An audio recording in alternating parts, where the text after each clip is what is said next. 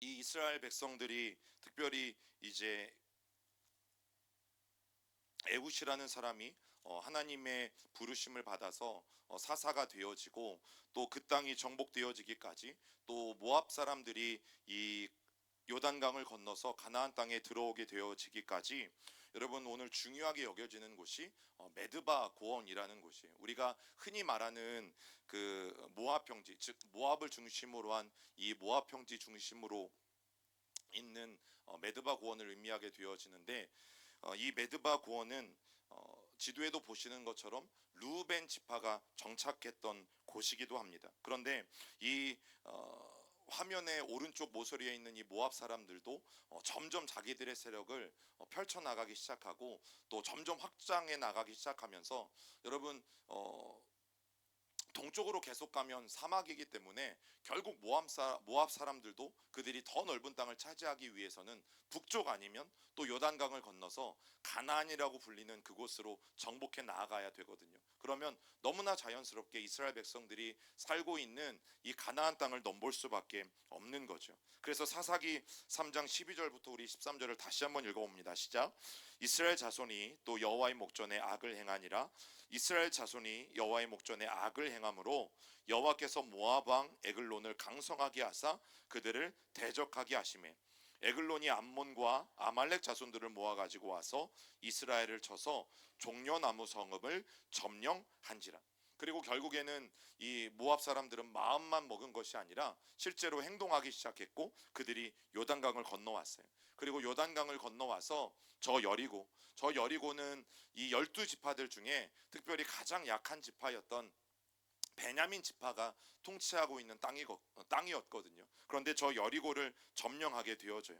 여러분 성경에는 여리고라는 말이 없지만 거기에 특별한 어떤 특산물이 적혀져 있잖아요. 바로 종려나무 성읍이에요. 이건 제가 여리고를 지나갈 때에 그냥 버스 안에서 찍은 사진인데, 곳곳에 정말 가로수처럼, 아니면 마당에, 아니면 뭐 길가에 종려나무가, 즉 대추야자나무가 곳곳에 심겨져 있는 곳이 바로 여리고라는 곳이에요. 그래서 이 여리고의 또 다른 별명이, 그곳에 종려나무가 대추야자 열매가 특산물이기 때문에 그곳을 종려나무 성읍이라고 부릅니다. 여러분 성경에 종려나무라는 말과 대추야자 나무라는 말이, 야자라는 말이 같은 말이에요. 그래서 대추야자 열매라는 말이나 종려나무 열매라는 말이나 여러분 같은 말이기 때문에 성경에 이렇게 다르게 두 단어가 사용되어져도 여러분 똑같은 말로 들으시면 돼요. 그리고 바로 저 종려나무 성읍을 결국에는 그들이 정복하게 되어지는데, 여러분 서쪽에는 지도에 보시면 누가 있었냐면 블레셋이 있었죠. 그래서 이 블레셋이 이스라엘 백성들이 가나안 땅을 정복함에도 불구하고 그들의 세력이 너무 강해서 그 땅은 정복되어지지 않았어요. 다윗 왕이 왕 때나 되어서야 이 블레셋 사람들이 정복되게 되어지고, 사사 시대에는 감히 블레셋 사람들을 몰아낼 수 있는 생각들을 하지 못한 것들을 보게 되어져요. 그런데 여러분 동쪽에서는 또 누가 위협하고 있었냐면, 바로 오늘 성경에 나오는 이 모압 사람들이 블레셋 사람들과 버금가게 여러분 그들을 위협하고 또 호시탐탐 가나안 땅을 노리고 있었다라는 사실이죠. 여러분 그래서 우리가 지도에서 보는 것처럼 저 르우벤 지파가 머물고 있는 바로 저 지역이 메드바 고원이에요. 저 메드바 고원을 중심으로 르우벤 지파가 땅을 차지하고 있는데, 저 땅이 굉장히 위험한 게 뭐냐면, 여러분 가장 북쪽에는 저 노란 줄로 되어 있는 길이 어떤 길이에요?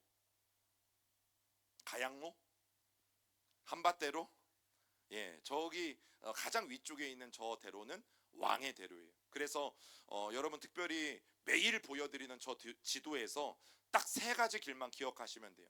가장 사해 위쪽에 있는 저 노란 줄로 되어 있는 길을 우리는 왕의 대로라고 불러요. 그리고 밑에 이제 남쪽에 있는 네게부부터 헤브론, 예루살렘을 거쳐서 또 세겜을 거쳐서 갈릴리로 쭉 올라가는 중앙에 있는 길은 족장의 도로라고 불러요. 그리고 블레셋 사람들이 자리 잡고 있는 해변길 옆에 있는 도로를 해안도로라고 불러요. 그래서 가장 서쪽에서부터 따지면 가장 밑에가 해안도로, 그리고 산지를 중심으로 족장의 도로, 그리고 가장 위에 사회 위쪽에 요단강 동편에는 왕의 대로가 지나가게 되어져 있어요. 그래서 저 르우벤 지파 사람들이 사는 땅이 위험한 이유 중에 하나가 뭐냐면, 여러분 그쪽에는 수시로 상인들이든 군사들이든 좋은 길이 나 있기 때문에 침략을 받기에 너무나 노출되어 있었던 땅이 바로 르우벤 지파들의 땅이에요. 그리고 또 하나, 요단 서쪽 계곡을 경유해서 이제 그들이 저 여리고를 거쳐서 어떻게 해요?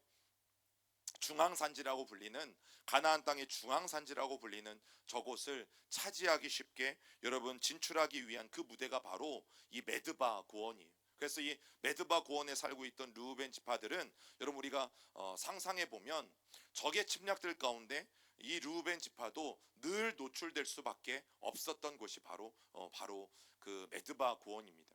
그래서 북쪽에서 남쪽으로 이 상인들이 지나가든, 아니면 북쪽에서 남쪽이든 남쪽에서 북쪽이든, 또 한 도시를, 나라를 정복하기 위해서 강대국들이 진출하게 되어질 때에 저 왕의 대로를 통해서도 자주 이용하게 되어지는데, 그러면 늘 그 길목에 있었던 이 르우벤 지파가 위협을 받는 것은 너무나 당연한 거죠. 그런데 바로 저 메드바 고원은 이스라엘 백성들이 이제 여호수아와 함께 처음 가나안 땅을 정복할 때도 사실은 저 순서대로 들어왔죠.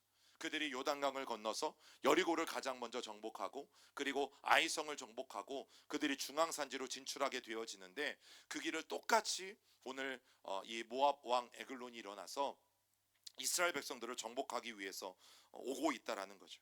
그런데 모세가 죽기 전에 어떤 이야기를 했냐면, 저 메드바 고원의 요충지인 비스가라는 곳에서 분명한 경고를 했어요. 어떤 경고냐면, 만약 너희가 하나님의 명령을 잊는다면, 만약 너희가 하나님의 명령을 새까맣게 잊어버린다면 그들이 사용한 도로가 되레 침략자의 도로가 될 것이다. 즉 너희들이 건너간 그 길을 똑같이 따라서 침략자들이 들어와서 너희들을 괴롭힐 것이라고 하나님 말씀하시죠. 우리 같이 읽어봅니다. 시작. 내가 만일 내 하나님 여호와를 잊어버리고 다른 신들을 따라 그들을 섬기며 그들에게 절하면 내가 너희에게 증거하노니 너희가 반드시 멸망할 것이라. 여호와께서 너희 앞에서 멸망시킨 민족들 같이 너희도 멸망하리니 이는 너희가 너희의 하나님 여호와의 소리를 청종하지 아니함이니라.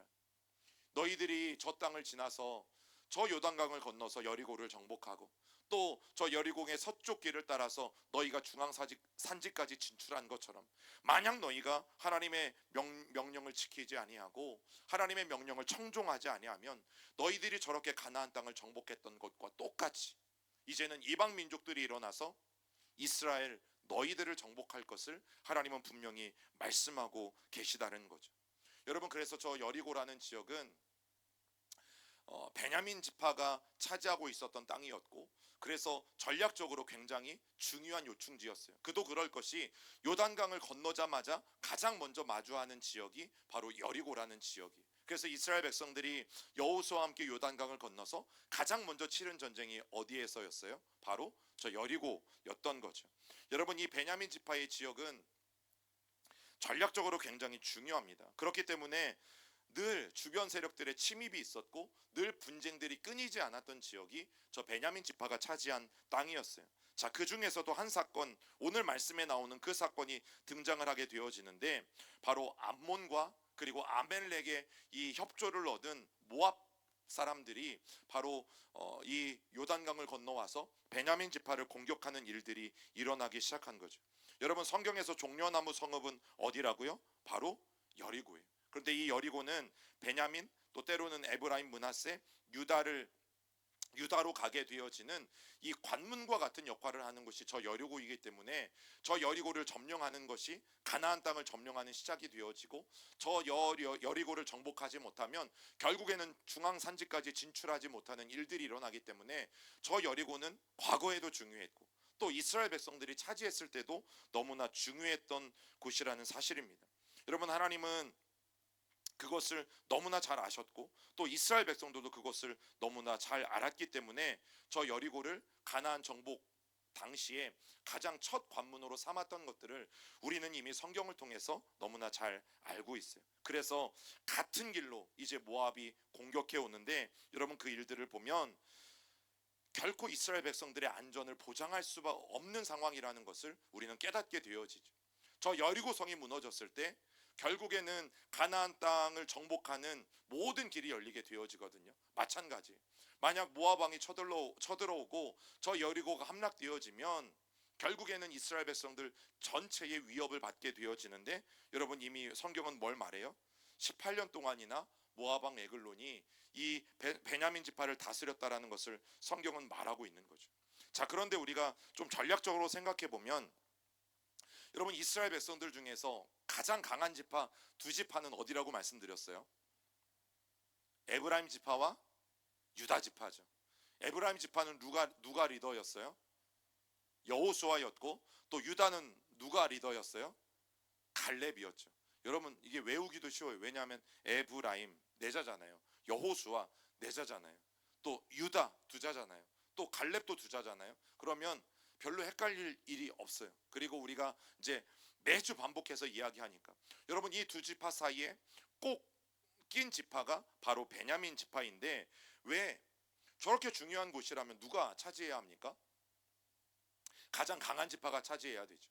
그래서 가장 강한 지파가 차지함으로 말미암아 저렇게 중요한 곳이라면 이방의 민족들이 감히 침략해 오지 못하도록 에브라임 지파든 아니면 유다 지파든 이 둘 중에 하나가 차지해서 저 여리고를 견고하게 지켜야 되는 것이 맞지 않습니까? 그럼에도 불구하고 성경을 보면 이 약하디 약한 베냐민 지파가 그 여리고를 차지하고 있다라는 사실이죠. 여러분 이렇게밖에 할 수 없었던 이유가 뭐냐면, 에브라임과 유다 사이에서 힘의 균형을 위한 완충지대와 같은 역할을 하고 있는 지파가 누구라고 말씀드렸어요? 바로 베냐민이라고 말씀드렸어요. 그렇게 중요한 곳이고 그렇게 강한 곳이면 차라리 어떤 힘 있는 어떤 누군가가 아니라, 그래 우리 둘 사이에서 이 힘겨루기에 어떤 완충 역할을 해주는 베냐민 지파 같은 이 지파들이 차지하는 것이 합리적이다라고 그들이 여겨졌기 때문이에요. 여러분들 분쟁이 있는 지역들이 있잖아요. 서로 강대국들 사이에 이 지역을 누구의 지역으로 할 것인가 늘 분쟁이 있는 지역들 가운데 어떤 힘 있는 한 나라가 차지하는 것이 아니라 그 땅을 그냥 이렇게 놔두는 거죠. 그래서 누구도 간섭하지 못하게 놔두는 거죠. 여러분 저 여리고가 그랬어요. 그래서 베냐민 지파가 이제 저 땅을 차지하게 되어지는데, 여러분 그런 여리고를 모압이 점령한 것이, 그러면 너무나 쉽게 저 여리고를 점령할 수 있었던 것이고, 이제부터는 큰 문제가 뭐예요? 단지 여리고만을 점령했다고 모압이 끝날까요? 그렇지 않잖아요. 여러분 정복을 일삼는 민족들은 그냥 거기에서 끝나지 않아요. 저 여리고를 이제 발판 삼아서 계속해서 가나안 땅 전체를 차지하기 위한 노력들이 이 모압 왕에게 있었다라는 것을 여러분 우리는 알게 되어져요. 자, 그때 하나님께서 베냐민 지파에 세우신 사람이 누굽니까? 바로 에훗이라는 사람이에요. 그런데 이 에훗이라는 사람은 어떻게 보면 이스라엘의 안중근과 같은 사람이다라고 봐도 여러분 무방합니다. 우리 말씀 15절 같이 읽어봅니다. 시작. 이스라엘 자손이 여호와께 부르짖음에 여호와께서 그들을 위하여 한 구원자를 세우셨으니 그는 곧 베냐민 사람 게라의 아들 왼손잡이 에훗이라. 이스라엘 자손이 그를 통하여 모압 왕 에글론에게 공물을 바칠 때에. 여러분 성경은 에훗을 어떻게 표현하고 있어요? 베냐민 사람이다. 그리고 그는 왼손잡이다. 여러분 베냐민이라는 말은 어떤 뜻을 가지고 있냐면, 기본적으로 그는 오른손의 아들이라는 뜻이에요. 즉 오른손을 누구보다도 잘 쓰는 사람이 이 베냐민 지파인 것을 베냐민이라는 이름 안에 이미 말해주고 있고, 그런데 오늘 에훗은 왼손잡이라고 말하죠. 그래서 제가 주일날 어떤 말씀을 드렸냐면, 에훗은 두 손을 오른손처럼 잘 쓰는 양손잡이다. 기억나십니까? 베냐민 지파는 워낙에 오른손을 잘 쓰는 사람들이지만 그 중에 에훗이 왼손잡이라고 말하는 것은 거기에 더해서 에훗은 왼손까지도 잘 쓰는 양손잡이라고 말씀을 드렸어요. 여러분 다른 사람들보다 오른손을 잘 쓰는 그런 특성을 가지고 태어난 민족이 바로 이 베냐민 사람들이에요. 그런데 다른 사람들이 모두 오른손에만 집중할 때에 왼손의 역량까지도 키운 사람이 누구라고요? 바로 에훗이라는 사람이에요. 여러분 에훗은 어찌 보면 말씀드렸잖아요. 우리 옆에는 왼쪽에는 에브라임 지파가 있어요. 와, 에브라임 지파를 보면 기가 죽어. 왜냐하면 에브라임 지파의 리더는 그 유명한 여호수아이기 때문에. 그리고 오른쪽을 봐도 유다 지파를 보면 또 기가 죽어. 유다 지파의 리더는 또 그 어마어마한 갈렙이기 때문에. 그 사이에 끼어서 이러지도 못하고 저러지도 못하고, 여러분 완충 역할이라는 굉장히 좋은 표현을 썼지만 사실은 이 둘 사이에 끼어서 이러지도 못하고 저러지도 못하는 베냐민 지파의 그 모습을 여러분 한번 떠올려 보세요. 너무나 강한 두 지파 사이에 끼어서 너무나 강한 큰 형과 이 작은 형 사이에 끼어가지고 여러분 중간에서 아무것도 할 수 없는, 아무것도 하지 못하는, 첫째 형편도 들지 못하고 둘째 형편도 들지 못하고, 그래서 그냥 그 사이에 안절부절하고 있는 이 베냐민의 모습을 생각해 보세요. 그런데 이 베냐민 지파 사람들 중에 에훗이라는 사람은 가만히 있지 않았다라는 거죠. 어떻게? 그가 오른손에만 집중한 것이 아니라, 그래 우리 지파는 약해, 우리 지파는 이 두 강한 지파 사이에 폭 끼었어, 표현하기 좋아서 완충 역할을 하는 지파지 사실 우리 지파는 12지파 중에 별 볼 일 없는 지파야.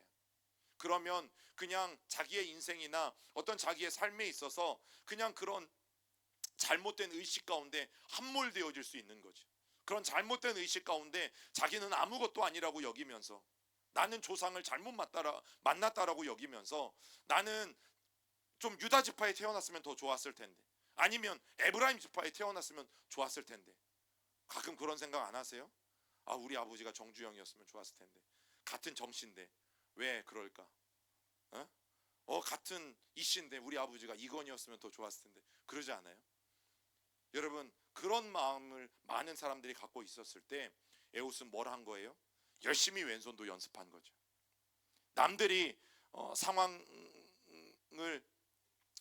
평가하면서 자포자기하고, 또 자기의 삶을 비관하고, 또 자기의 미래를 내다보며 절망하고 있을 때, 여러분 이 에훗이라는 사람은 열심히 왼손까지도 갈고 닦아서 결국에는 그 왼손조차도 오른손처럼 쓸 수 있는 그런 준비를 했던 사람이 에훗이라는 이야기를 여러분들과 나누었었어요.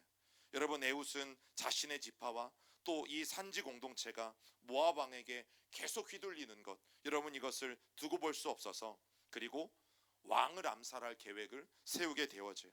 그래서 여러분들에게 뭐라고 표현을 했냐면, 우리나라의 안중근과 같은 사람이다. 모압 왕에게 세금을 바친다는 이 명목을 가지고 모압 왕을 아뢰기를 청하고, 그리고 몰래 그가 50cm 정도 되는 칼을 좌우에 정말 날카롭게 갈아서 그 왕을 만나러 가는 모습들이 오늘 본문에 기록되어져 있는 거죠. 여러분 여리고라는 곳은 굉장히 낮은 곳이에요. 우리가 사는 보통 이 지역은 그냥 가장 평범한 평지거든요. 그런데 저곳은 보통 사람들이 사는 지역보다 250m나 더 낮은 곳에 살아가는 곳이 바로 여리고예요. 그래서 저곳에는 이 종려나무라는 열매가 맺혀지기가 너무너무 좋고, 그리고 의외로 물이 풍부한 곳이 여리고예요. 그리고 그런 이유 때문에 바람이 잘 통하는 다락방이 오늘 말씀해 보면 등장해요. 그리고 에훗은 오른쪽 허벅지에 숨겨놓은 그 칼을 가지고 결국에는 모압 왕을 찌르게 되어지죠. 그리고 그 칼은 50cm 정도라고 말씀을 드렸어요. 이 50cm 정도 되는 칼을 가지고 이 에훗이 얼마나 힘을 들여서 강하게 찔렀는지 결국에는 그 몸을 다 관통했다라고 성경은 기록하고 있는 거죠. 여러분 에훗은 왕을 죽이는 데는 성공했어요. 자, 그런데 문제가 뭐냐면 또 몰래 왕만 죽이고 그 모압 왕이 있었던 곳에서 그가 조용히 빠져나오는 것을 보게 되어져요. 여러분 뭘 알 수 있어요? 한 사람 왕을 죽이는 것까지는 가능했지만 그 모압 전체를 무찌르거나 또 모압 전체에 대해서 승리를 가져올 수 없었다라는 것을 우리는 알게 되어져요. 에훗이 가진 힘이 그것밖에 되어지지 않는다라는 것을 여러분 우리는 다시 한번 보게 되어지죠. 자, 그래서 오늘 말씀해 보면 에훗이 도움을 청하는 거예요. 읽어봅니다. 그가 이르러 에브라임 산지에서 나팔을 불매 이스라엘 자손이 산지에서 그를 따라 내려오니 에훗이 앞서가며, 에브라임 산지에 이 여러 지파들이 있잖아요. 베냐민 지파뿐만 아니라 왼쪽에는 에브라임, 또 오른쪽에는 유다, 그리고 므낫세까지 여러분 여러 지파들에게 도움을 청해서 그들이 산지에서 내려와 이 에훗을 돕는 장면이 바로 27절의 말씀이에요. 왕이 죽었다는 소식이 들려왔어요. 모압 왕이 죽었다는 소식이 들려왔어요. 그래서 에브라임 산지의 모든 사람들이, 이것은 이제 요단강의 모습을 그린 모자이크거든요. 요단강이 그렇게 깊지 않고 또 넓지 않지만 지금과 다르게 당시에는 배도 띄웠던 기록이 있고 그리고 나루터가 있었던 기록이 있어요. 그래서 이 나루터까지 쫓아가서 오늘 성경에 보면 자신의 고향으로 돌아가려는 모압 사람들 몇 명을 죽이게 되어집니까? 10,000명이나 되는 어마어마한 사람들을 바로 저 나루터에서 죽이게 되어지죠. 여러분, 에훗은 부족한 자였어요. 우리가 오늘은 나누지 않았지만 그가 사실은 처음에는 어떻게 했습니까? 열심히 칼을 갈고 호기롭게 내가 저 왕을 죽이리라 하고 들어갔다가 사실은 조용히 도망 나오잖아요. 그 용기가 없어져서, 왕을 죽이고자 하는 용기가 없어져서 다시 도망 나왔다가 다시 결단하고 또 두 번째 들어가서 결국에는 모압 왕을 죽이게 되어져요. 여러분, 에훗은 너무너무 약한 사람이에요. 그리고 너무너무 힘이 부족한 사람이에요. 그런데 결국 에훗은 모압을 굴복시켜요. 그리고 오늘 성경이 기록하는 내용이 흥미로운데 사사 중에서 가장 오랜 기간 몇 년이에요? 80년 동안. 80년 동안 이 가나안 땅에, 즉 이스라엘 백성들의 땅에 80년 동안이나 평화를 가져온 그 사사가 바로 에훗이라는 사람이에요. 여러분, 어쩌면 지파 중에 가장 작은 지파 중에 가장 약한 지파. 그래서 자기가 호기롭게 결단은 했지만 결국 모압 왕 앞에 갔을 때는 또 겁이 나서 도망 나올 수밖에 없었던 그렇게 약하디 약한 사사 에훗이었지만 결국 하나님의 에훗이라는 사람을 통해서 어떻게 여러분 사역하는지 보세요. 에훗을 묘사할 때 왼손잡이라고 했던 말을 여러분 꼭 기억하세요. 자신의 처한 환경에 그는 빠져들지 않았어요. 사람들이 하는 말에 빠져들지 않았어요. 베냐민 지파, 너희 약한 지파, 너희 약한 집안, 그리고 어찌 보면 강한 지파들 사이에 끼어서 아무것도 할 수 없을 것처럼 보이는 그렇게 부족한 그런 지파, 그런 세상 사람들의 이야기에 여러분 에훗은 함몰되어지지 않았다라는 거죠. 그 사람들의 이야기를 귀담아 듣지 않았다라는 거죠. 그래서 그게 어쨌다는 거야. 여러분, 이게 에훗의 반응이에요. 그래서 그게 어쨌다는 거야. 그래, 맞아, 나 베냐민 지파야. 그래서 그게 어쨌다는 거야. 그래, 나 없어. 그래서 그게 어쨌다는 거야. 그래, 나 부족해. 나 건강도 약해. 나 가진 거 없어. 우리 집안 형편없어. 별 볼 일 없어. 그래, 그래서 그게 어쨌다는 거야. 여러분, 세상이 무엇라고 말하든 에훗은 그것에 함몰되지 않았다라는 것이에요. 왜요? 에훗이라는 이름의 뜻을 그때 말씀드렸어요. 영광이 어디에 있느냐, 힘은 누구로부터 오는가. 여러분, 그것이 에훗이라는 사람의 이름의 뜻이에요. 영광은 어디에서 오는가, 그리고 우리를 도울 그 힘은 어디에서 오는가. 여러분, 당시 이 모압 사람들이 섬겼던 신이 그모스입니다. 그모스. 그러면 18년 동안 모압 왕이 와서 이 베냐민 지파를 다스렸잖아요. 그러면 단순히 왕만 오는 게 아니잖아요. 이 왕이 섬기는 모압의 이 그모스 신까지도 함께 들어와서 여러분 베냐민 지파 전체 가운데 깔려 있다라고 보시면 돼요. 그러면 이스라엘 백성들이 하나님을 섬기는 것이 아니라 여러분 그 그모스 신에게 가서 제사하는 거죠. 그리고 그 그모스 신이 우리의 하나님이다. 그 그모스 신이 우리를 잘 되게 해줄 수 있다. 그 그모스 신이 우리를 성공으로 이끌 수 있다. 여러분, 그 말에 속아서 열심히 하나님을 섬기는 것이 아니라 그모스를 섬기는 일들이 18년 동안이나 일어났던 것들을 여러분 우리가 보게 되어지는 것입니다. 그런데 그때 에훗이 선포한 게 뭡니까? 아니다. 오직 그 영광과 힘은 여호와 하나님께로부터만 나온다. 여러분, 이것이 에훗이 선포한 거예요. 여러분, 사람들에게 말하실 수 있어야 돼요. 또 사단이 우리의 귀에 속삭일 때 여러분 말할 수 있어야 돼요. 야, 너 없지? 너 아무것도 아니지? 너 부족하지? 여러분, 우리는 말할 수 있어야 된다니까요. 그래서 그게 어쨌다는 거예요. 그래, 없어. 그런데 그게 뭐가 잘못됐다는 거지? 그게 뭐가 문제라는 거지? 내가 부족한 게, 내가 약한 게, 내가 병 걸린 게, 내가 아무것도 없는 게, 우리 집안이 조금 못난 게, 그게 뭐가 잘못됐다는 거지? 왜? 오직 영광과 힘은 누구에게서 옵니까? 하나님에게서 오는 것이기 때문이죠. 여러분, 우리가 착각하는 것이 그것 아니겠어요? 그 믿음이 다른 사람들에게는 없었지만 에훗에게는 있었어요. 그렇게 약한 사람이 왕을 죽이게 되어진 것이고, 그렇게 약한 사람이 결국에는 모압을 몰아내게 되어지고, 여러분 80년간이나 모든 사사를 통틀어서 가장 오랜 기간 동안 이스라엘 땅에 평화를 가져온 사사가 바로 에훗이라니까요. 여러분, 우리는 기억하셔야 돼요. 사사시대에 이르도록 이렇게 긴 평화를 유지한 때는 없었다라는 거예요. 고린도전서 1장 27절, 우리가 너무 잘 아는 말씀 읽어봅니다. 그러나 하나님께서 세상의 미련한 것들을 택하사 지혜 있는 자들을 부끄럽게 하며 하시고 세상의 약한 것들을 택하사 강한 것들을 부끄럽게 하려 하시며. 여러분, 우리 하나님은 어떤 하나님이십니까? 한 번 더 읽어봅니다. 우리 하나님은 약한 자를 들어서 강한 자를 부끄럽게 하시는 하나님이십니다. 여러분, 믿으십니까? 약한 자를 들어서 강한 자를 부끄럽게 하시는 하나님이 바로 우리 하나님이세요. 그 하나님은 2000년 전이나 지금이나 동일하시고, 또 그 하나님은 4000년 전이나 지금이나 동일하신 하나님이신 것이죠. 여러분, 가만히 보면 문제는 우리의 약한 것이 아닌 것이라는 것을 깨닫게 되어지죠. 하나님의 말씀을 가만히 보면, 그러면 문제는 우리가 약해서 쓰임받지 못하는 건 아니에요.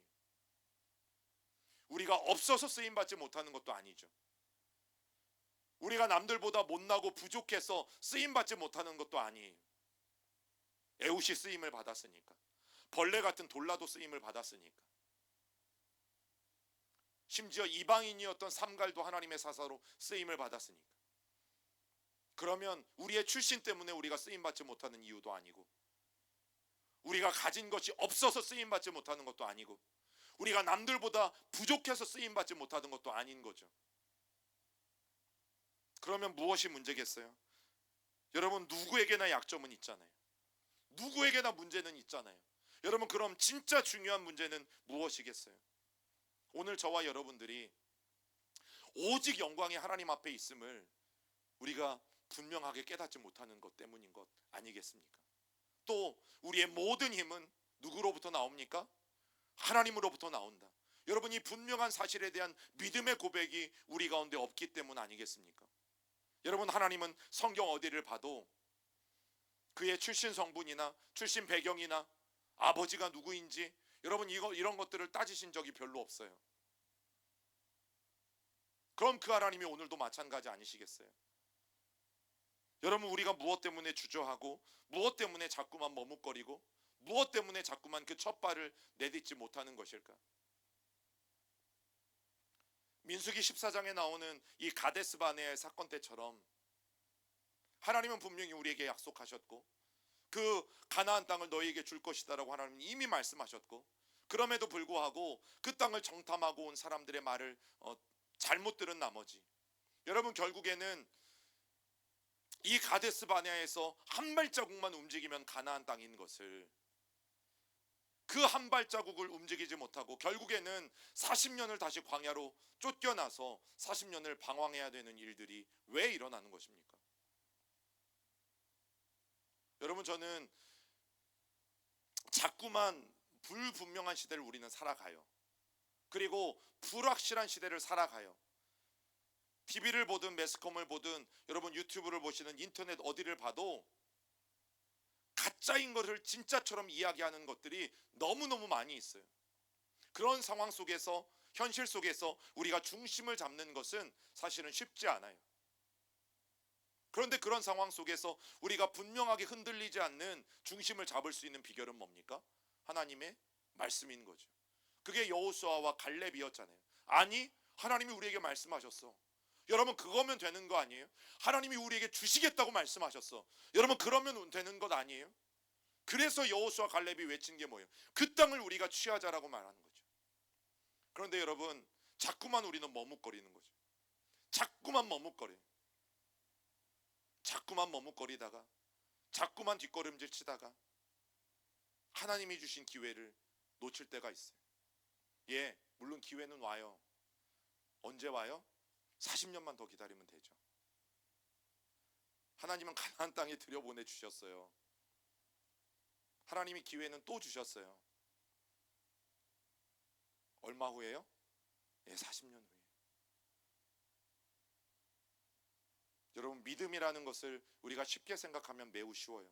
그러나 어렵게 생각하면 매우 어려워요. 그래서 우리는 늘 이 선택의 순간 가운데 살아가게 되어지지 않습니까? 여러분, 우리 가운데 정말 하나님이 나에게 말씀하신 것에 대해서 내가 순종하고 따라갈 용의가 있는지, 그건 너무너무 중요하죠.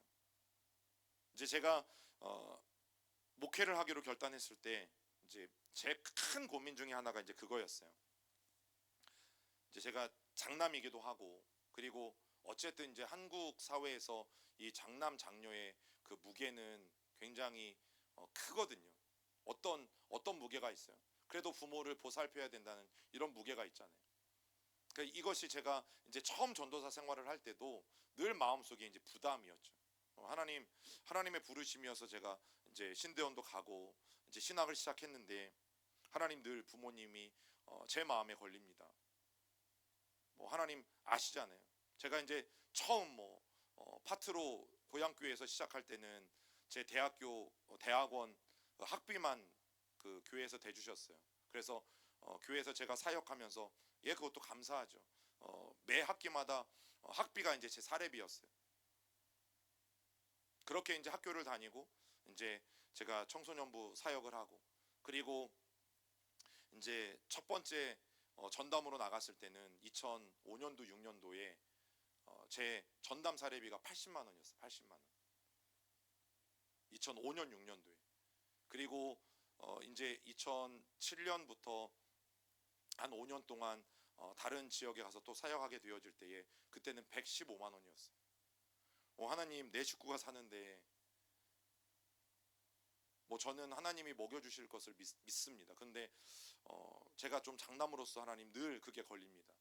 제 부모님, 제가 장남으로서 챙겨야 되는, 또 자녀로서 마땅히 챙겨야 되는 하나님, 그런 것들 하나님 늘 걱정입니다. 그때 하나님이 저에게 주신 마음, 그래서 이제는 뒤도 돌아보지 않고 더 이상 하나님 앞에 그것에 대해서 기도하지도 않고 묻지도 않을 수 있는 정답을 하나님이 저에게 딱 주셨어요. 야, 너의 부모님이, 그래, 너의 부모이긴 하지만 너의 부모도 내 자녀야. 내 자녀를 내가 책임지는 것은 나 하나님이 모든 사람들에게 약속한 것이지. 너의 부모 내가 책임져. 걱정하지 말고 너는 내가 너에게 허락한 그 길을 가라고 하셨어요. 그래서 이제 그 뒤로는 더 이상 그 걱정을 하지 않죠.